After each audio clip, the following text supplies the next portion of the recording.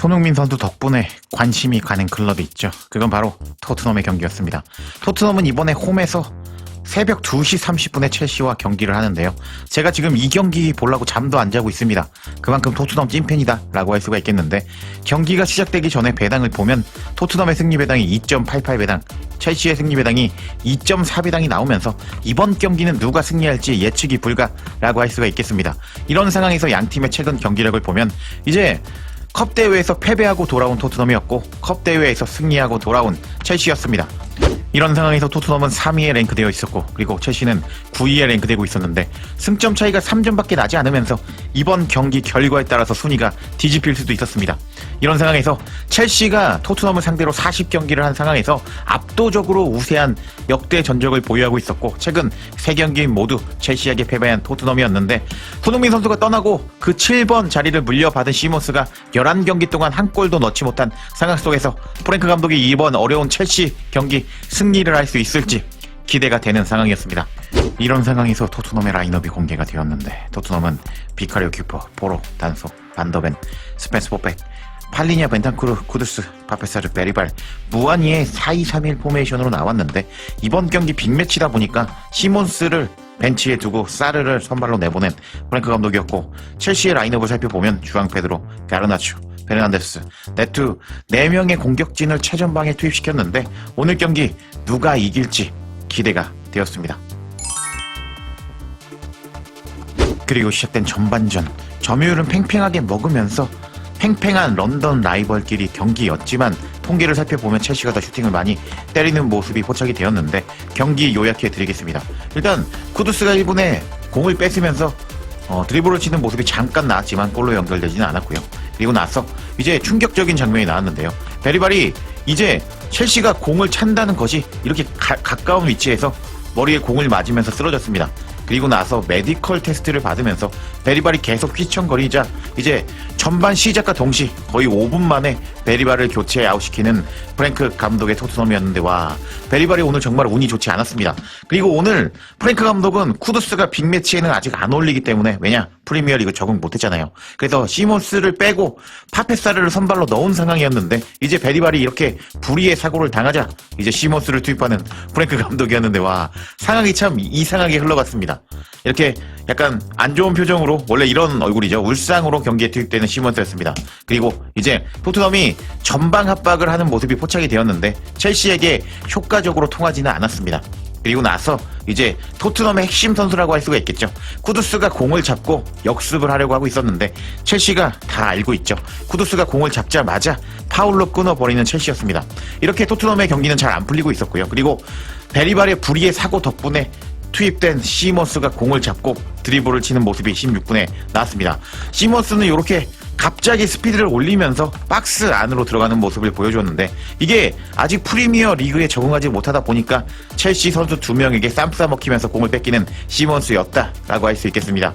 그리고 나서 19분 나초가 박스 안에서 때린 슈팅을 비카리오가 선방해냈고, 그리고 경기가 생각대로 안 풀리자 조금 첼시는 원정을 왔기 때문에 긴장한 듯한 첼시 감독의 모습이 포착되기도 했습니다. 그리고 나서 또 쿠두스가 박스 밖에서 공을 잡았거든요. 근데 지금 핵심 선수가 쿠두스밖에 없다 보니까 잡자마자 개인 마킹으로 쿠두스를 마킹하는 첼시였습니다.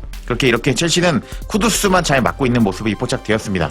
그리고 나서 갑자기 비카리오가 쓰러졌지만 큰 부상은 아니었고요. 그리고 이렇게 잠깐 시간이 나자 프랭크 감독은 선수단을 모아놓고 잠깐 전술 지시하는 모습이 포착되기도 했습니다. 그리고 제가 말씀드렸죠. 폼이 좋았던 에버턴 원정에서 승리하기 위해서 반더벤 헤더 카드 2방으로 2골로 승리한 토트넘이었는데, 그 카드를 원래 지금 쓰면 안 됐습니다. 미리 공개가 되자 이렇게 반더벤에게 코너킥 상황에서 전담 수비를 맡기면서 토트넘의 패를 하나 잃었다라고 할 수가 있겠는데, 제자로 분석력이 제일 좋다고 할 수 있겠습니다. 그렇게 토트넘은 공격이 안 통하기 시작했고요. 토트넘의 포로가 이상한 패스를 넣어줬고, 주앙 페드로가 그 공을 받고 슈팅을 때렸는데 비카리오가 하나 살렸습니다.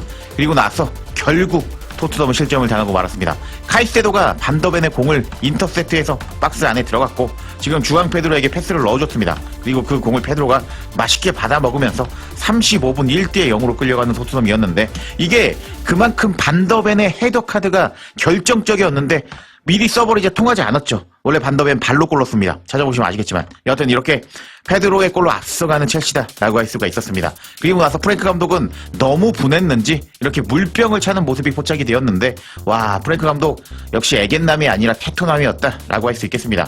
여하튼 프랭크 감독은 경기가 1대0으로 끌려가자 썩은 표정으로 경기를 바라보는 모습이 포착이 되었고 그렇게 이제 벤탄쿠르도 추가 시간에요. 이렇게 상대 선수 발목을 밟았다가 퇴장 당할 뻔했는데 운 좋게 퇴장을 당하지 않았습니다. 이렇게 전반은 1대0으로 끝이 났는데 전반 통계 한번 살펴보겠습니다. 토트넘은 홈인데도 불구하고 이제 슈팅을 홈에서 전반에 2번밖에 못 때렸습니다. 그리고 첼시는 6번이나 많이 때리면서 원정임에도 불구하고 경기를 주도하는 모습을 보여주었고 그리고 나서 이제 전반 평점을 볼까요? 일단 베리발이 불의의 사고로 교체를 빨리 당했기 때문에 평점이 가장 낮았고 그리고 무한이도 조금 날카로운 모습을 보여주었지만 프리미어 리그가 적응하기 어렵잖아요. 조금 부족해 보였습니다. 그리고 교체로 들어온 사비 시몬스 같은 경우는 평점 6.3점으로 반더벤 다음으로 이 포로도 있네요. 어쨌든 낮은 편에 속하는 평점을 보여줬는데 시몬스가 뭘 했는지 보면요. 패스는 그래도 정확하게 하는 모습을 보여줬지만 일단은 이 선수가 기회 창출하라고 넣어주는 거거든요.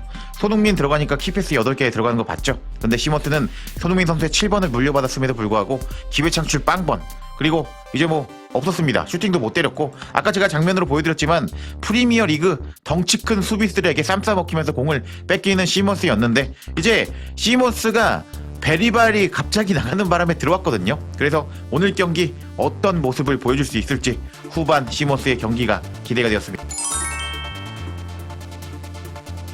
이렇게 전반의 경기력도 안 좋았고 시몬스 1,000억 주고 사왔는데 제대로 못하자 현지 팬들은 다양한 반응을 보여주었습니다. 일단 시몬스에게 욕을 하는 현지 팬들이었는데요. 시몬스가 끔찍한 실수를 저질렀고 오늘 경기 준비가 전혀 안 된 모습이야. 그들이 떠나기 전에 시몬스를 여전히 사려는지 물어봐봐. 공짜로 데려가도 된다고 하면서 시몬스 지금 잘못 싸웠다라고 비난하고 있었습니다. 또 다른 팬은요. 시몬스는 뒤쪽에 넓은 공간이 있는데도 불구하고 돌지 않고 대신 반더벤에게 엉망인 패스를 찔러줬다고 하면서 시몬스가 지금 패스도 못하고 있다라고 반응하고 있었고요.